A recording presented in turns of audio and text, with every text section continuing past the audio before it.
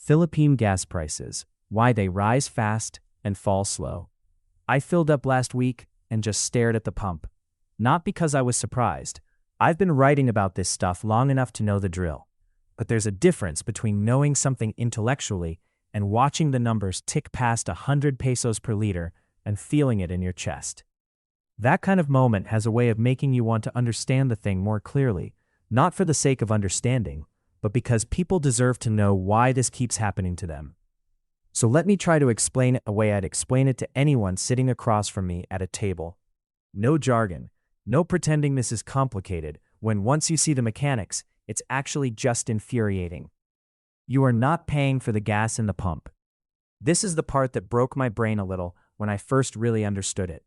When you pull up to a gas station and pump diesel or gasoline into your tank, you are not paying for the oil that's already sitting in that underground storage. That oil was bought weeks ago, probably when global prices were different. You are paying for what it will cost the oil company to replace that stock next week. It's called replacement cost accounting.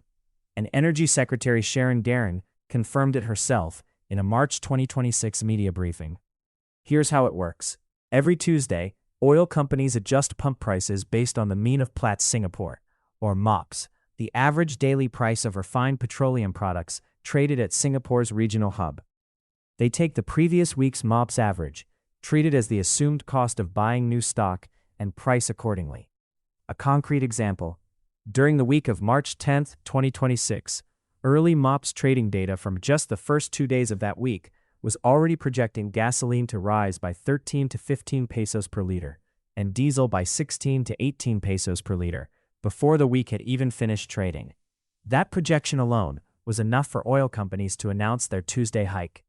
By March 12th, the cumulative staggered adjustments for that single week had hit 8.75 pesos per liter for gasoline, 24.25 for diesel, and 36 for kerosene, the highest weekly movement in Philippine history. The fuel in the pumps that Tuesday, bought weeks earlier, at a fraction of that price. So if global oil prices spiked this week because of a war or a blocked shipping lane, you pay that spike this Tuesday, even though the fuel you're pumping today was loaded onto a tanker before any of that happened. Does that make you angry? It should, because it means the cost you pay at the pump has almost nothing to do with what the company actually spent on the fuel you're physically consuming. It has everything to do with what they expect to spend next week. And the DOE? They can't touch it. Why the Philippines is basically a sitting duck. Let me give you a number. 99%. That's how much of the oil powering this country is imported. We produce almost none of our own. The crude that feeds our fuel supply comes 98% from the Middle East, Saudi Arabia, UAE, Iraq, Kuwait, Oman, Qatar. The refined gasoline and diesel we buy comes mostly from South Korea, Singapore, China, Japan, and Malaysia. There is exactly one functioning oil refinery left in the entire country, the Petron Bataan refinery, covering roughly 40% of national fuel needs. Shell shut their refinery in 2020. Caltex shut theirs in 2003. Both of them converted to import terminals. Think about what that means for a moment. When the Middle East gets unstable, when the Strait of Hormuz gets threatened, when US-Iran tensions flare, when OPEC adjusts production, we have zero buffer. Our refinery suppliers in South Korea and Singapore also source Middle Eastern crude.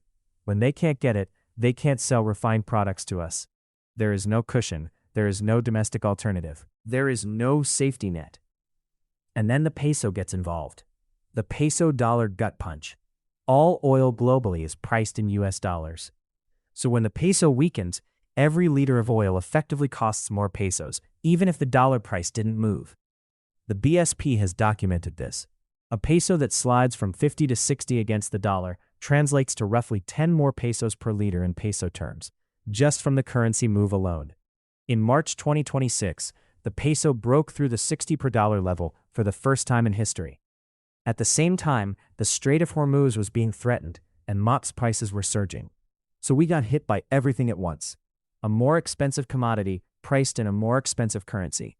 That's how you end up with a single week adjustment that pushed gasoline up by 7 to 13 pesos per liter, diesel by 17.5 to 24.25 pesos per liter, and kerosene by 32 to 38.5 pesos per liter. Diesel was approaching 130 pesos per liter. Gasoline crossed 100 pesos. Biggest pump price hike on record. The rockets and feathers problem. Ask anyone who pays attention to fuel prices in this country, and they'll tell you what they've felt for years. Prices go up fast and come down slow. Way too slow. This isn't paranoia. It has a name in economics: the rockets and feathers effect. Research from the University of the Philippines confirmed it happens here.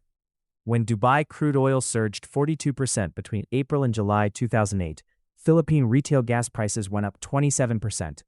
When crude then crashed 75% between July and December 2008, retail prices only fell 50%.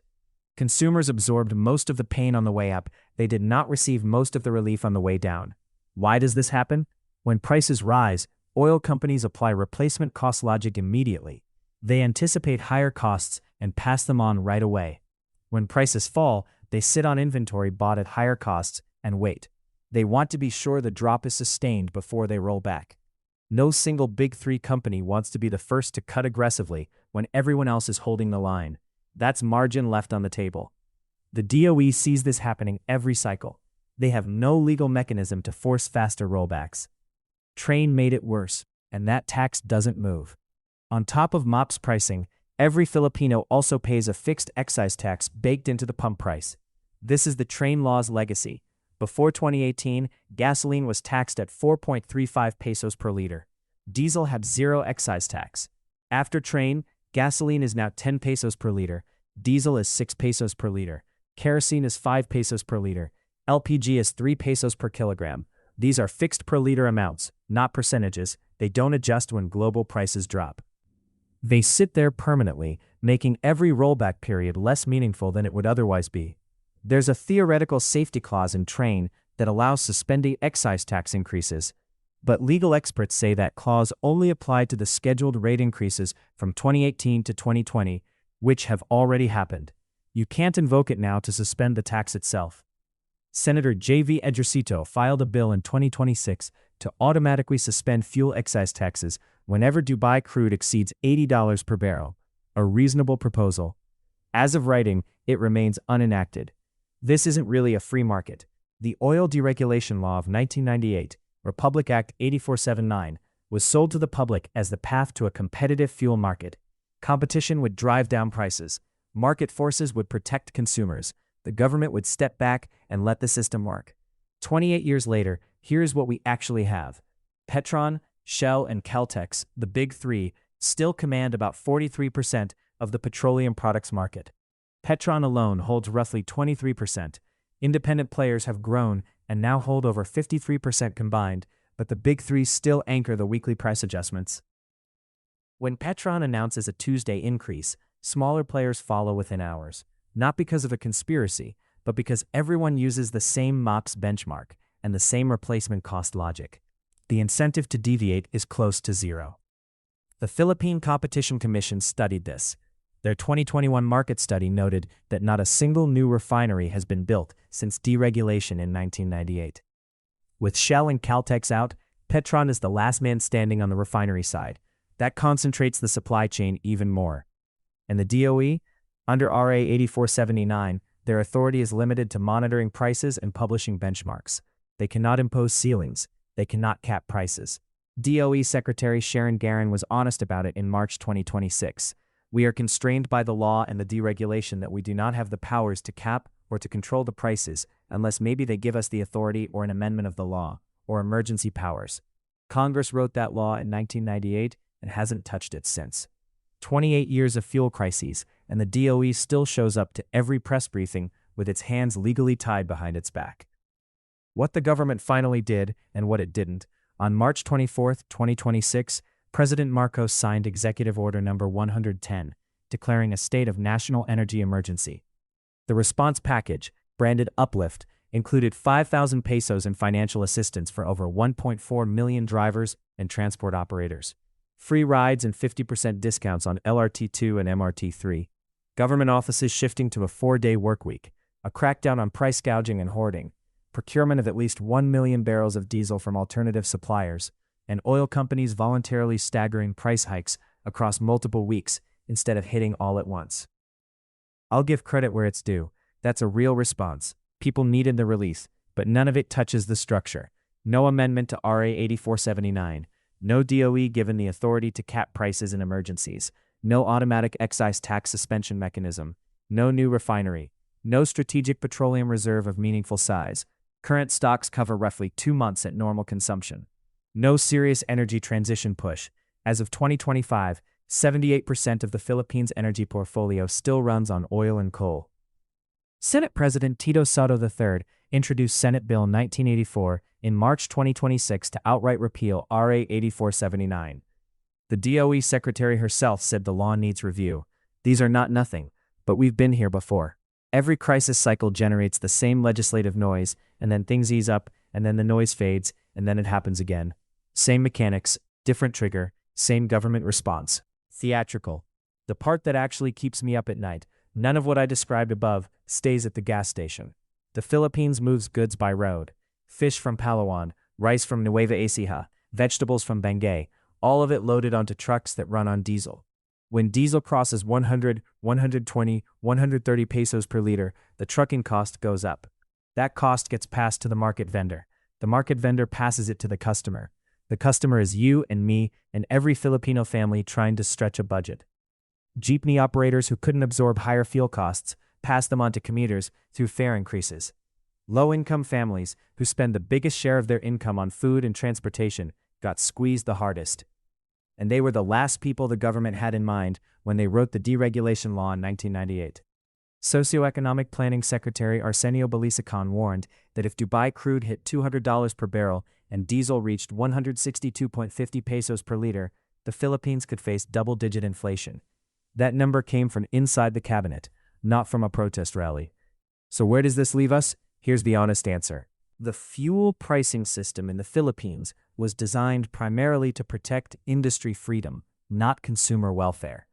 The MOPS-based replacement cost formula, the Oil Deregulation Law's removal of regulatory authority, the train law's fixed excise taxes, the collapse of refinery capacity, the near total dependence on imported oil, none of these happened by accident. They happened because of decisions made by people in power, most of whom were not worried about what a 130 peso diesel price does to a jeepney driver in Cabanatuan. The system isn't broken. It's working exactly as it was built to work. The question is whether the 2026 crisis, the biggest price spike on record, a historic peso collapse, a declared national energy emergency, is finally enough to make the people who write laws decide to build it differently. I've been covering Philippine politics long enough to be skeptical, but the fact that RA 8479's repeal is now being debated openly, that the DOE secretary is publicly calling for a review, that the peso oil double hit has made this impossible to ignore. That's different from every previous cycle. Maybe. We'll see. I'm going to finish my coffee and watch what Congress does next. This has been Morning Coffee Thoughts. Read the full article with sources at morningcoffeethoughts.org.